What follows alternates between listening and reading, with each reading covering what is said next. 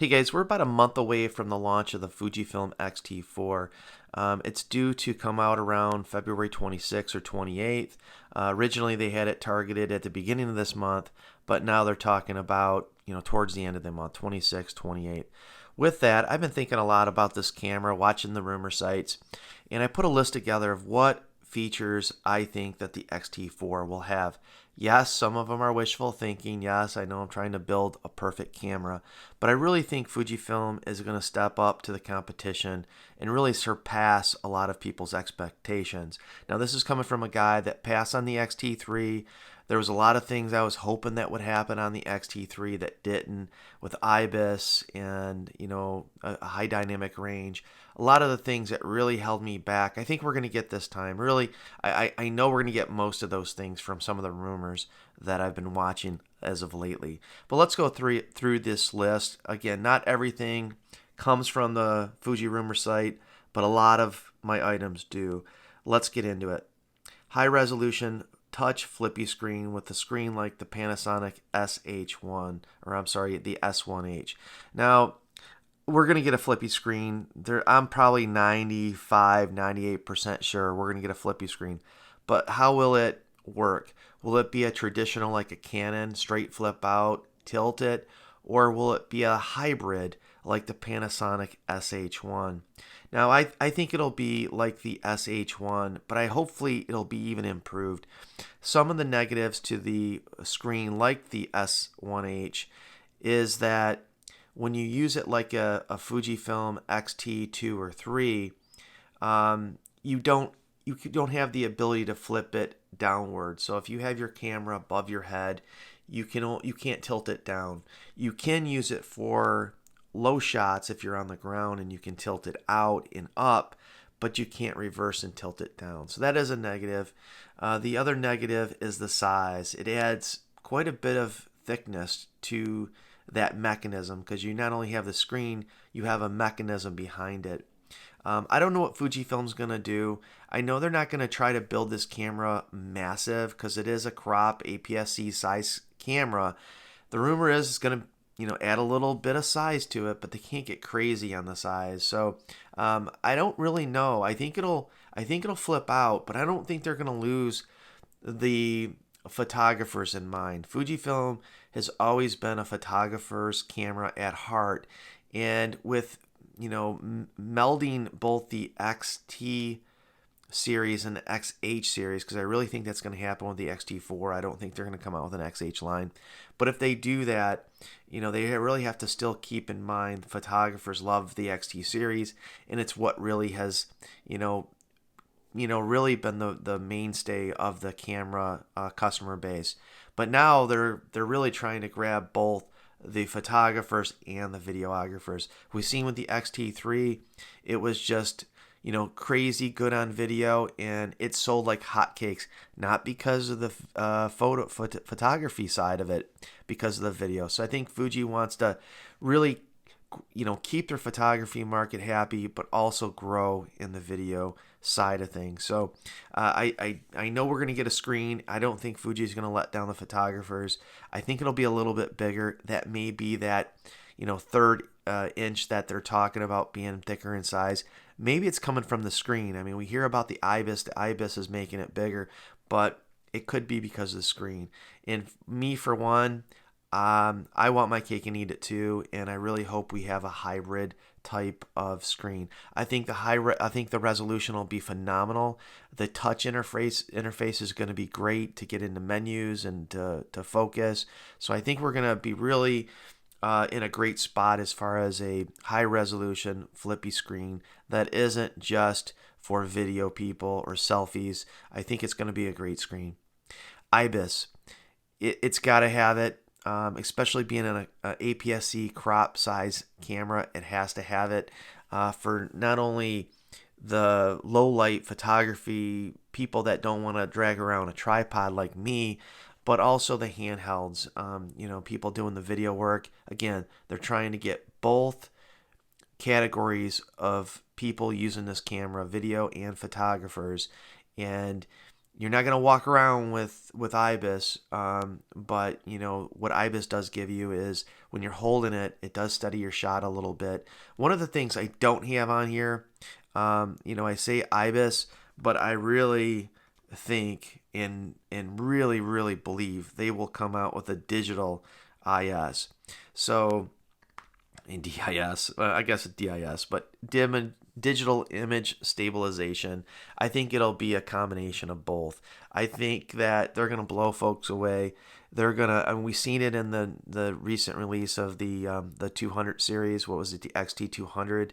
I don't know how good it is in that camera, but I think Fuji is gonna take, and it may not be the higher resolution and highest frames per second video, but I think if you're shooting like 4K, especially 1080, I really think that they're going to do a crop mode, and you're going to have IBIS. You're going to take advantage of the in-body stabilization in your IBIS. You're going to take advantage of some of the axes if they're better in the lens. And then on top of that, there's going to be the layer of digital image stabilization. And Canon's doing it. I mean, the GoPro, some of the smaller sensors like the GoPro and the iPhones are doing it well, and it's great. It's gimbal-like, and I know it's a bigger challenge when you have a larger sensor size, but I think Fuji's going to pull it off. I don't know if they're going to do like a cropping. You're going to do the image stabilization and lens in the body, and then do a crop and doing digital image stabilization. And it doesn't take much. If you have all three of those working together in unison, it's not going to take much. And I think it's going to be very, very, very stable, usable footage. And I think that's awesome for people like me that go on vacation and, don't want to take a tripod. I want good, stabilized video, shooting Fuji prime lenses. And that's always been my big pet peeve. I have these beautiful prime lenses, but if we're at Disney and they have a parade, I can't take video. I did it once, and it was just awful because it had these micro jitters. And yeah, you can do it in post. I'm not the guy that's going to go into post and put warp stabilization on things. And so I tend to walk around, if I'm in a situation like that, walk around with like the 18 to 55 with stabilization, so I can handhold it and still get usable footage for a family, short little film or video. So I think we're going to see some cool things from them, IBIS and the digital image stabilization. The next one goes hand in hand with the digital stabilization. That's pixel shift. This is a crop sensor, APS-C size sensor at probably 28 megapixel. And they're competing with full frame. And I know people will say it's not a full frame camera. Fuji's, they may or may not come with a full frame camera. They have the medium format. But if you want to try to eat the lunch of your competitors, or at least stay competitive in a full frame market, you have to offer options of high resolution. And I think Pixel Shift will help them do that. Now, Pixel Shift is where it takes a couple series of photos and stitches them together, and it increases your resolution. So if you're shooting like a 28 megapixel shot, it's going to take multiple exposures, put them together, and you have like maybe I don't know, I'm making it up, 50 megapixel, 70 megapixel, high resolution photo. But you can't move. You can't have motion in your picture. It can't be people walking. But if you're doing landscapes, it may be a tool that you want in your toolbox. So I think we're going to see it, especially around Fuji really trying to still cater to the photographer. And I think if you put IBIS in that camera, you really have to give the photographer something to make them want to buy it, because some photographers, they're old school and they think it degrades image quality. I'm not in one that believes that, but give them something they can use for photography. I think it's a sell and a win for Fuji if they do that. And it's not breaking ground or anything. I mean, all the cameras do it, or pretty much all of the ones. Everyone that comes to mind, especially the Micro Four Thirds, but even the larger sensors like the Sonys will do it. So the shutter release mechanism, I've never used the XH camera, and but I've heard that the shutter release is just phenomenal. I do like the size. I mean, I like the appearance of it on top. like the XT3 and the XT2. But I think they will. I'll show you guys. See how the button is on the top? I think we'll go to that because they want to cater to more on the professional end. As far as ergonomics, I think it's a win. And I really think that they'll go in that direction as far as the XH trigger, because I really think they're blending these two cameras. The XH series was a failure, and I don't mean a failure as a bad camera. People are going to say, it's the best camera ever, you don't know what you're talking about. I'm sure it's a great camera, and it looked like a great camera. It was just too big for me for what it offered. And I really think we're going to see a perfect blend, as we're going to see an XH series shrunken down into an XT series and just one awesome camera. So I think we're going to be able to have the best of both worlds. I really do. Again, the XH is a great camera, I'm sure, especially for the cost, but we're gonna see a lot of those good features that everybody loves about the XH body and come over to the XT series. So a small increase in thickness and a larger grip. Everything's pointing towards this. Bigger battery, higher capacity, and that's one of my items just below it, which you're going to have, in the grip. If on the XT2, it goes it's hard to explain, but for the length of the camera, right? So it's horizontal. But like Sony and many others, you got to take advantage of that grip. So I think the hand grip is going to increase, and we're going to see a bigger battery. And I think that's one of the reasons why the battery is being redesigned. Instead of taking it from the medium format, the GFX series, and just trying to stuff it in there, I think they're really trying to design that hand grip kind of like the Canon EOS series, which is a great camera in my opinion. Probably will pick up a full frame if down the road, but I think they're going to flip it like the Sony and many other cameras, and really have a high capacity, bigger grip, but a high capacity battery in there. I think it's good for a couple reasons. Not that I have a problem with it, but some people have a problem with the base plate. When you have a battery compartment that opens horizontally or the length of your camera, it can get kind of in the way on some base plates for tripods. But when you rotate it and go towards the grip angle, it resolves that. But you also are able to put a larger battery in there, and it's much overdue. It's not been a huge thing for me. I don't shoot professionally. Maybe I will in the future. But this camera could benefit for a longer life. For me, I make sure I have a full battery charged and one in my pocket, and that's the key. Is the improvements that I'll see is every time if I go on vacation, before I leave the hotel room, I have a full battery in the camera and a full battery charged in my pocket. I don't carry, I'll carry 2 or 3 extras with me on vacation. One of them's in the charger, but every time I go back to the room, when I mean almost every time, if we're leaving the hotel, I have a fresh battery in the camera and a fresh battery in the pocket, and then I rotate them. If it's 25% dead, I get in the back to the room, I pop it off, put the fresh one in, and go out. So those are some workarounds. It's not huge, but I'll definitely take a larger battery. And if I had a larger battery like the Sony, I'm not going to switch batteries. I may still have an extra in the bag, maybe not. Depends on what I'm doing. So yeah, I'm kind of excited, but not like the reason I'm buying it excited, if you know what I mean. So I already mentioned larger capacity, bigger battery. So especially with these video specs that are coming out, which are just nuts, it's going to chew through the batteries.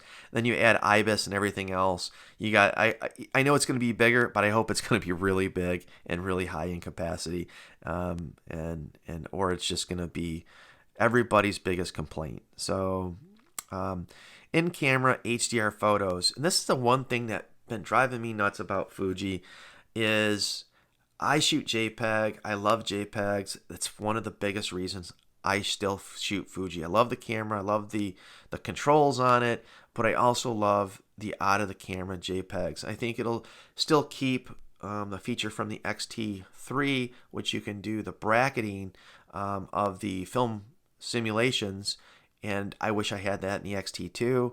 It probably doesn't have the processing speed, but even if I had to wait, I wish I had that ability on the XT2.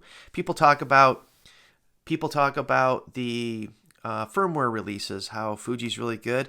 I don't think they've been great with the XT2. I mean, when it was a newer camera, we haven't got a release on an XT2 since the XT3 came out, I don't think.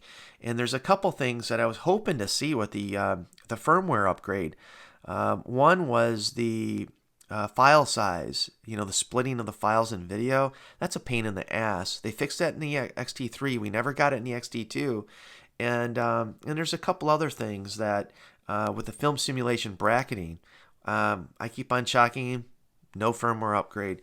And maybe it's a hardware limitation, maybe not, I don't know. But I know I'm digressing a bit, but I really hope that we'll see HDR photos. Right now, you have to take 3 or 4 or 5, do the bracketing, import them into your post application like Lightroom, and then work it from there. From the Canon days, and I think Sony had this as well, you could sit there and do 4 shots and put an HDR picture together. And why would you use that? Why is that important to me?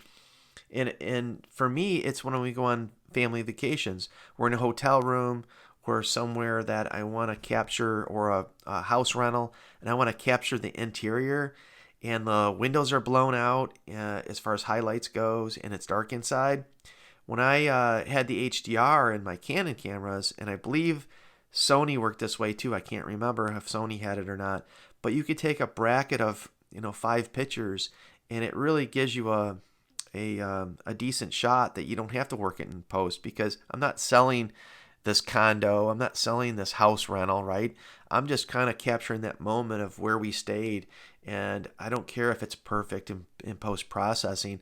I just want something that's easy, looks good, and I can upload it to Google Photos. So I know that's not everybody's need, but I really, really miss the in-camera HDR.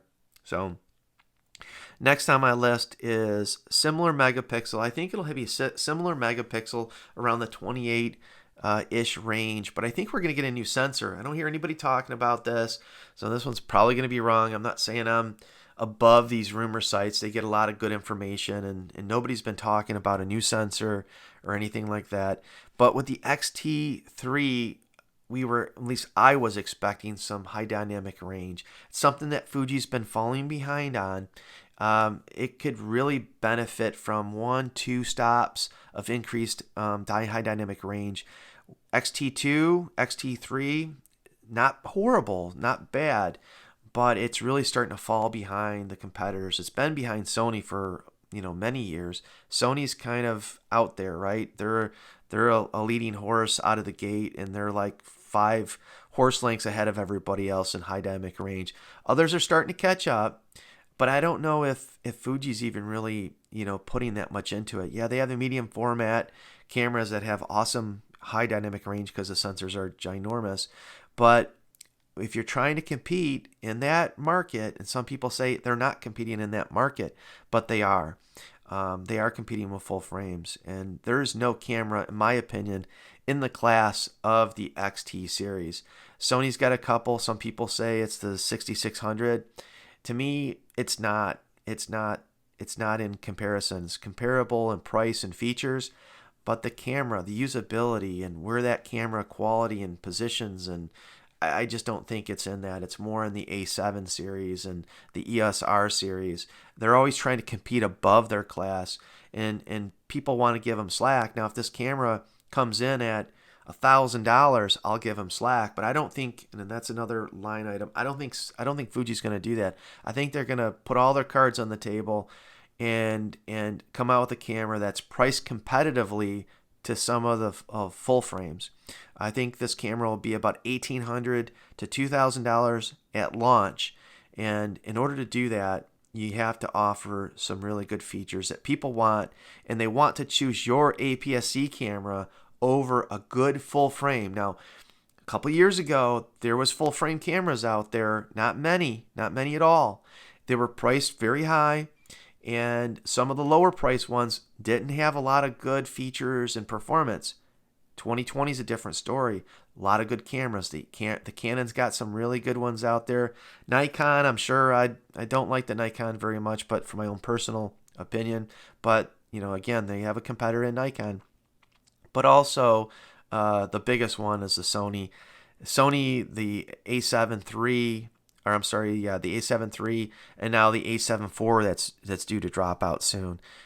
They really gotta keep up the game and offer a lot in their camera if they want to sell it and be price comparable to some of that full frame market. Because those are in that same range, the $1,800 to $2,000 range for the good ones. They have full frame mirrorless for Canon's got one for like $1,000, if I'm remembering right. Yes, $1,000. During Christmas, it was $1,400 for the EOS R. The RP was like $1,000, and there's rumors that they're going to have even a cheaper camera. Now, I wouldn't take any. Well, the EOS R is a very good camera, and if I didn't have the Fuji, I probably would have bought it. But the RP over the Fuji XT series, no way. But again, I think we're at that $1,500 market. I think they could pull off $1,800 to $2,000, but they gotta really come out with a lot of stuff, a lot of features, not just IBIS or a flippy screen. The other cameras have that. So again, you're playing catch up, so you can't use that as a, hey, look what we have. But if they have some of these specs, or at least most of these specs that I'm listing here, I think they got a shot, a really good shot of having an awesome camera and really taking the full frame competition or full frame customer base. So let's get into some of the other ones. So the megapixel, similar megapixel, HDR, I think I mentioned about the high dynamic range, but faster read rates. I think we're going to see a new sensor, I hope we see a new sensor with high dynamic range, increased high dynamic range, and faster read rates off the sensor. And what that would give us, going in the next item that I have here, is, let me go ahead and, so I can keep my place. I was going to do this and I forgot, guys. So what that gives us is the increased FPS using eShutter. Now, I think they're gonna try to make a bump. I don't know if they're gonna put a new processor in this camera, but there's been rumors, a lot of talk around Fuji wants to start getting into the market of sports wildlife photography, right? So if you're doing really high action sports, you need something that around 20 megapixel, and you need something like 20 frames per second. If you look at like the A9 and the Canon 1DX Mark whatever that just came out, the sports camera, you're looking at 20 megapixel and 20 frames per second. That's kind of the industry standard, at the top standard of what these pros are using.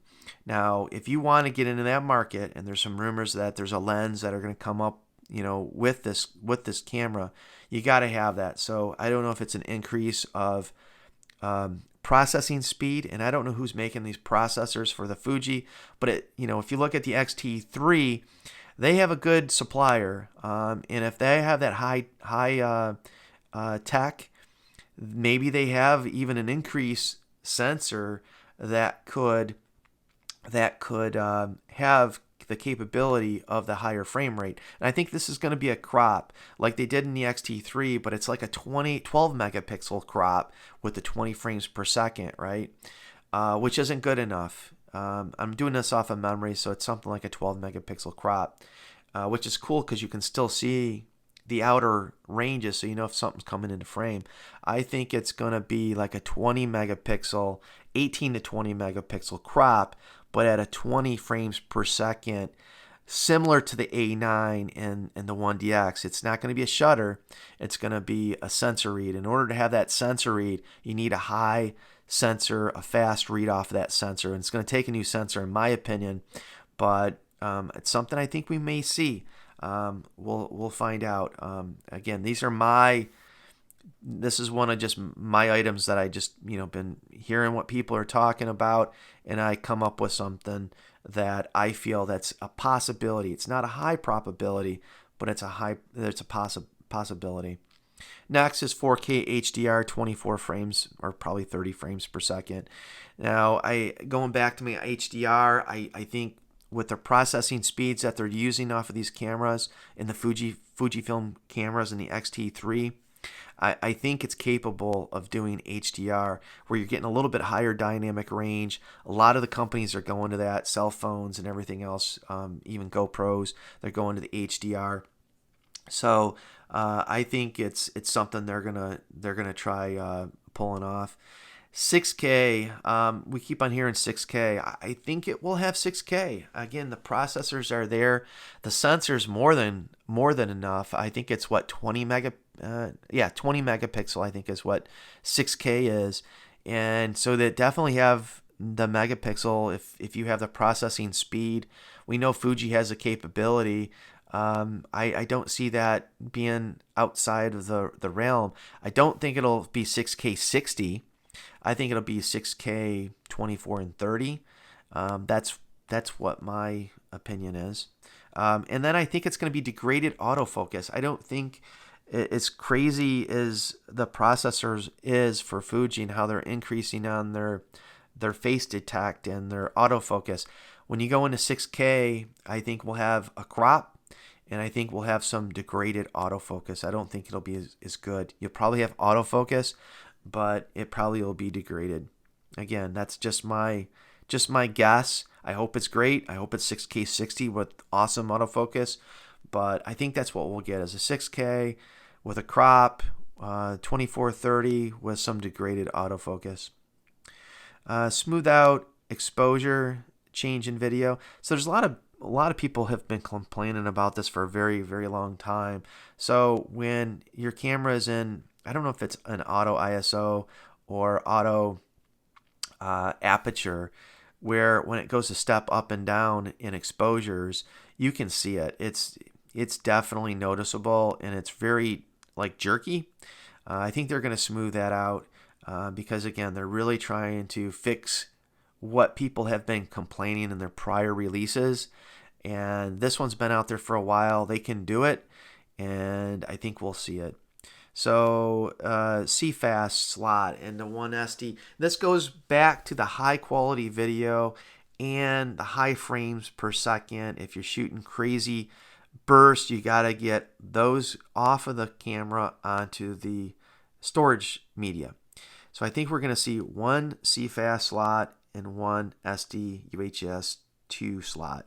I haven't heard anything about this. This is just another one of my items, but when you're talking about increasing performance of your camera, increasing the video specs, you got to get that data off the cameras.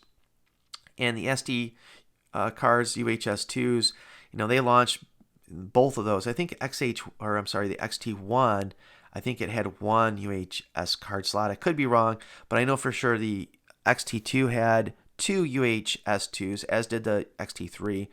I think they're going to step up the game, increase it, so you're going to have crazy buffers. Even if they don't do the 20 frames per second, E shutter that I mentioned, I still think they're going to dip into that buffer depth and really try to get that claim to fame on the burst. So I don't think that they've been struggling, falling way behind, but if they want some high re-rates, they got to change the card slots. Improving of autofocus or focus. Autofocus over the XT3. I think this will be very marginal, but I think we will see a slight improvement of the XT3.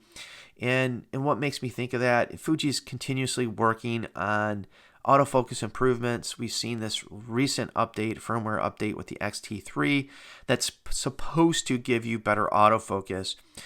Some of the videos and articles I've read is in certain areas it's increased, in other areas it decreased. One of the things that came to mind was someone responded that the 56 millimeter 1.2 lens was worse off with the firmware upgrade, and that would be big for me. That's a lens that I have. I love it. The one thing that I don't like with that lens on the XT2 is the slow autofocus when I'm inside in dim light. So it's kind of sucks that it made that worse. The XT3 was supposed to be a huge improvement. So hopefully they get that worked out, but I know they're continuously working on that. And I'm sure we'll see not only improvements in autofocus, but the eye autofocus. That's a big thing. They've made huge strides in the XT3. Sony's still on top. I think they're going to do one above the XT3. I don't know if they'll still beat Sony. I think they'll be closer to Sony. I think it'll be like the Sony and Canon and autofocus and the dual pixel. I mean, Sony got to the point where it was diminishing returns. Sony may have even surpassed Canon now, but for a while there, it was really to the point where it didn't matter much because they were both good. And I think that's what we're going to see with the eye autofocus from Canon, Sony, and Fuji.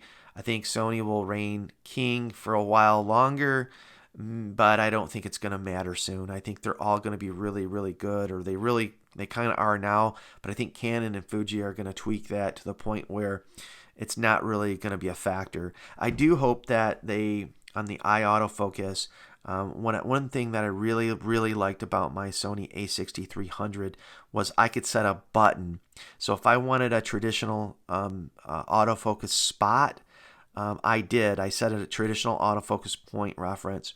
And then I had a button, like a back focus button, and I had that button set into eye detect. So I could have the best of both worlds. When I wanted to shoot portraits, I could hit the button and it would do the eye focus. And if I wanted to just shoot point, I could just move around my point focus point. So I hope they do that. I haven't seen that. You guys can tell me if I'm wrong on the XT3, but my understanding is you have to turn it on and off. You either have to have eye on, eye autofocus on, or you can shut it off, but you can't have like a hybrid where you can have a button for eye autofocus and then just shoot traditionally. So I hope we see that. That would be like freaking awesome. So I hope we see that, but we'll see. And I'm more excited about the button than the increase over the eye autofocus. So that's how much I loved it on the a6300. It wasn't the eye autofocus, and I liked it, but it was the button to be able to switch back and forth easy. And talk about buttons, and the cameras isn't all about specs. The reason I still shoot Fuji isn't because of a spec sheet. I love the dials. I love using the camera. It's a great camera. It takes great pictures, sure, but the picture quality, the video quality isn't, in the end of the day, is not the reason I have this camera. I mean, obviously it has to do good in that area, but it's not the reason. So I was going to buy the Sony a7 III.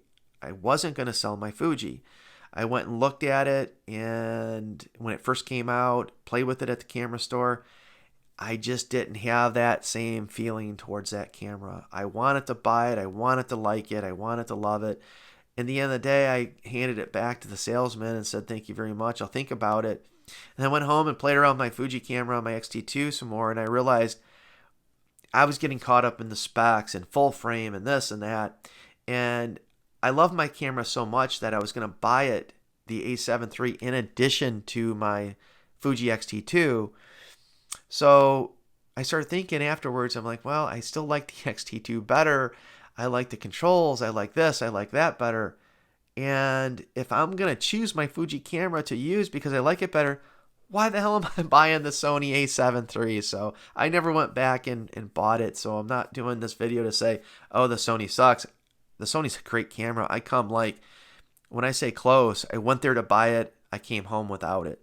Very good camera, and it beats the XT3 in a few areas. And the XT3 actually beats it in a few areas, like in video specs and a few things. But great camera. We have a lot of good cameras on the market, so it's a great thing. I know we get these camera haters, and I get it. People are like that. People are jerks. They're asses, and they put their money, probably money they can't afford, and they buy into a camera system that they probably can't afford.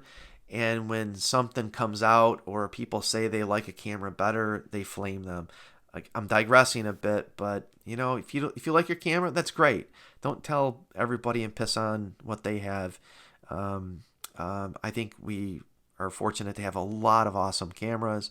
It just depends on what you like. It's a personal preference. And if I liked another camera tomorrow, fortunately, I do okay between my wife and I would get rid of my Fuji and just buy whatever I wanted. I don't. I like the Fuji. That's why I shoot it. It's not about the video specs, not about the quality of the image quality or video quality. End of the day, I like using it, physically using it. And I think that's where Canon gets a bad rap. People get their head too much in their ass about the specs, and they don't use the camera. And if you've used a Canon camera, which I have, and I used to shoot Canon, I always liked Canon. I still have a love for Canon. I may buy a Canon full frame camera, but it's just great usability. It works. It doesn't get in the way. It just works. So my last and next item, because I already talked about the launch price, the last item feature-wise that I want to talk about is a video button.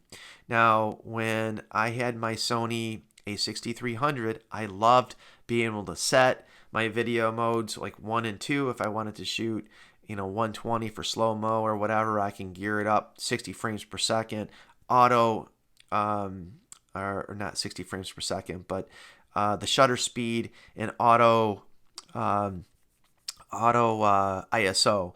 And I could go on vacation. I can easily walk around, enjoy photography, and then just hit my video button. And is it like a video production type of quality? No, but I could hit that video button for whatever the two settings I had, and it would just jump to that digitally, shoot my video, and I'm talking like 1 to 10 second clips here, and then I press it off, and then I go on about my business taking pictures.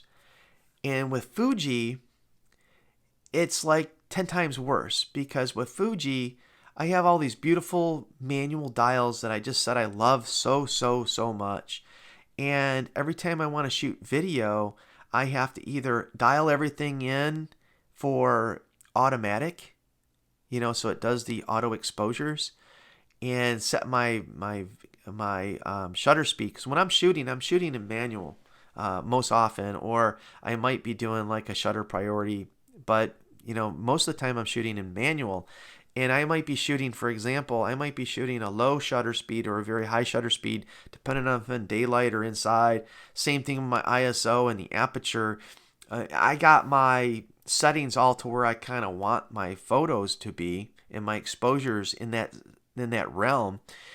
But in video, I just want to shoot pretty much full auto because I'm just capturing family moments. So if I had a button where I can just click, like where the FN button is on top, or on a back button focus, whatever, if I could just click a button and I can do, my 3 to 10 seconds of video, click it again to shut it off. I know people went nuts, and even me when I got my XT2, it's like, oh, that's so cool because you can hit the shutter release button and I'm moving my screen up and down, guys, so that my screen capture doesn't cut off. It'll cut off the recording.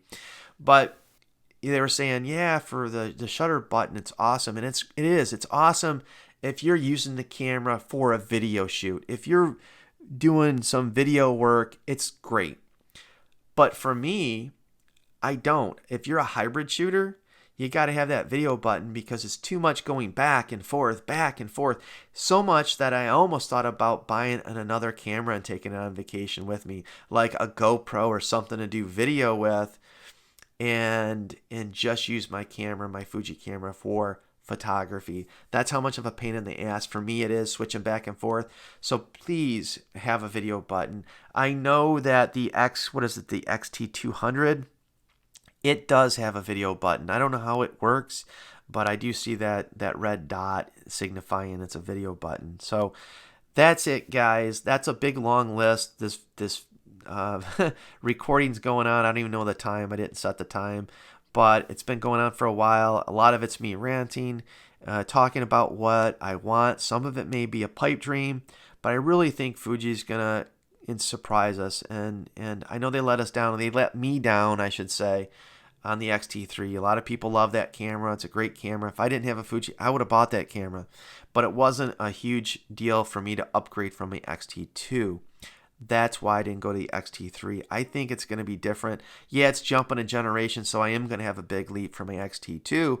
But even the XT3 shooters, I think it's going to be an upgrade worth having. I think they're going to really lay it all out and give everybody that they need, and really, to me, create a perfect camera, and a camera that'll sell great and sell for a long time if they do these things. So that's it. Long video. Thanks, guys, for watching, and love to hear what you guys think about some of these specs. And until the next video, take care. Thanks again.